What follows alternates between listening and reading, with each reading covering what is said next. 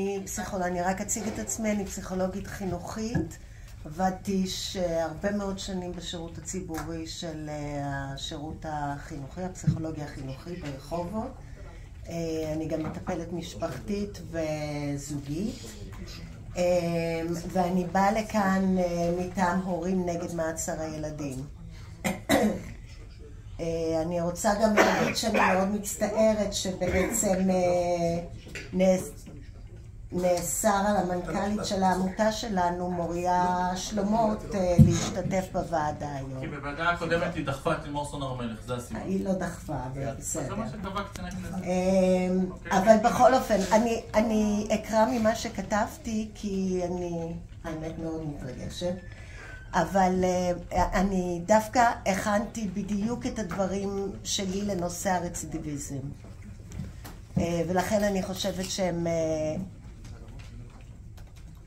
שהם בדיוק קשורים לדיון כרגע. רק רגע. שלח לי את זה שנייה. כן, בבקשה. אוקיי, אז בדיוק אני מתייחסת לנושא הרצידיביזם. ואני רוצה מתוך זה, מתוך ההבנה שבעצם יש היקף ועוצמה שבל יתואר, שנגרם לקטינים שנמצאים גם במעצר ובוודאי במאסר. אלא שמתוך ההבנה הזו אני רוצה להצביע דווקא על הנזק החברתי שעלול להיגרם מהשינויים המוצעים בהצעת החוק. כפי שצוין בדיון הקודם, למדינה מחויבות לשמירה על שלומם הפיזי והנפשי של הקטינים. אני רוצה להדגיש ששלומם הפיזי והנפשי של נערים צעירים מאפשר את ההתפתחות הקוגניטיבית והרגשית ומוסרית, ההופכים את רוב רובם של הנוער להיות שקולים, אחראיים ומוסריים יותר, ונמנעים מהתנהגות פלילית. עכשיו, אני רוצה להתייחס לזה, הייתה הרבה התייחסות לעניין של שיקום, אבל אני רוצה להתייחס רגע לנושא של ההתפתחות הטבעית.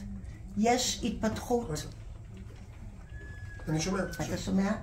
יש התפתחות מוחית טבעית שהיא גם לא קשורה לשיקום. המוח משתנה בצורה מואצת בגילאים האלה. כמובן שיש איזה מנעד, אבל בגילאים באופן רחב של היותר צעירים, המוח הרבה פחות מפותח. והרמה הקוגניטיבית במהלך גיל ההתבגרות מתאפיינת בפחות יכולת לקשב בגילאים הצעירים, יותר אימפולסיביות, יותר נטייה ללקיחת סיכונים, פחות שיקול דעת.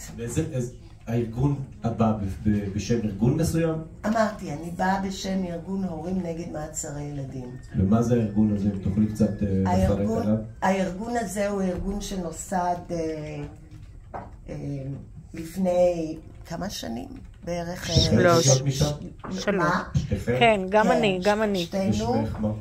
זה עמותה עצמאית? עמותה עצמאית שיושבת מתחת כספי תרומות. ישראל, לא מחוץ לארץ. אתה יכול לבדוק את זה. רגע, רק שנייה.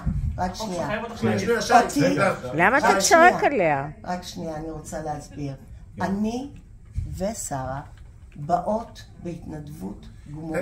השאלה מאוד, סליחה. בשם עמותה מסוימת. אני מדברת... רק רגע, סליחה, שאלה מאוד פשוטה נשאלה. האם העמותה, סליחה, שאלה מאוד פשוטה, עמותה שאתם באים ממנה נתמכת על ידי ממשלות זרות? כן או לא? שאלה מאוד פשוטה. לפי דעתי לא. לפי דעתך לא? לא הבנתי, כן או לא? רגע. למה? אני אגיד לנו כי יש חוק, אני יודע, אני מכיר את החוק, כי אני שומר על החוק. כן או לא? ממש, שומר על שאלה מאוד פשוטה, כן או לא? המנכ"לית יכולה לתת את התשובה לזה. לזה. לא, השאלה היא, העניין מאוד פשוט. זה התנהלות בלתי נסבלת לעשות דה-לגיטימציה למי שלא נראה לכם מה זה. מה זה הדבר הזה? עופר, אני קורא אותך לסדר פעם ראשונה.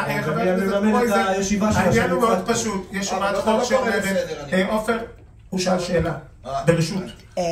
יש עניין מאוד פשוט, אם אתם מתמחים על ידי מדינות זרות, יש פה שתי הוראות חוק שחלות עליי. שנייה. כן, אני מבינה. אחת שאתם צריכים להבין ולכן כנראה עברתם על זה. שנייה.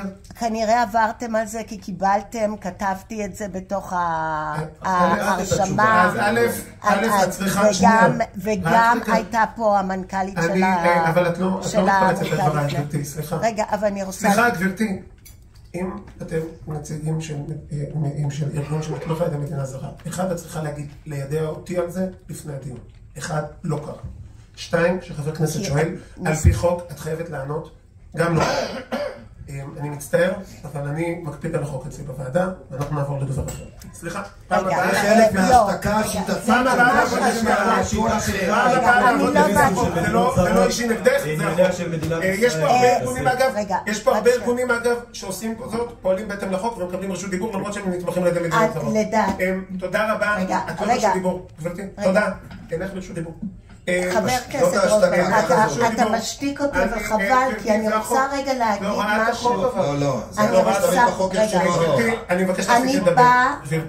רגע, אני באה כפסיכולוגית עם מידע שהיא חשובה.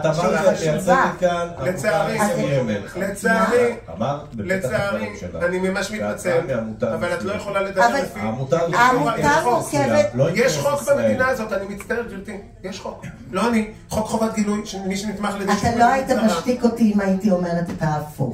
נכון מאוד. ואם אתה לא רוצה לדעת... סדרן? כי אתה משתיק אותה. אני ממשיכה לדבר כי חבל שאתה תפסיד את מה שאני רוצה להגיד. אני חבל שלא עברת, שאת לא מקיימת שלא עברת, לפי התקנון. חבל, יש חוק. ככה זה עובד פה, שמשתיקים את מי שלא נראה. רגע, אבל אתה לא יודע שעברתי על החוק. אין לך שום הוכחה. לא שמעתי שהוא אמר שזה בקריאה שלישית. אתה מניח שעברתי על החוק, אבל אני לא עברתי על החוק. אתה מניח את זה. גברתי, את לא ברשות דיבור עכשיו כרגע, בלי שום קשר לחוק, את לא ברשות דיבור. את רוצה לברר את הנושא, רוצה לבוא ולהגיד לי שאת לא נתמכת על ידי ישות מדינית זרה, תביאי לי בבקשה את זה כתוב, אני אתן לך לדבר. הכל בסדר, אם אני טועה. עכשיו אני צריכה להביא את זה כתוב. החוק לא קובע שאתה צריך לקבל את זה כתוב. החוק לא קובע שאתה צריך לקבל את זה כתוב. מי שלח אותה לפה? זה מה שהחוק קובע.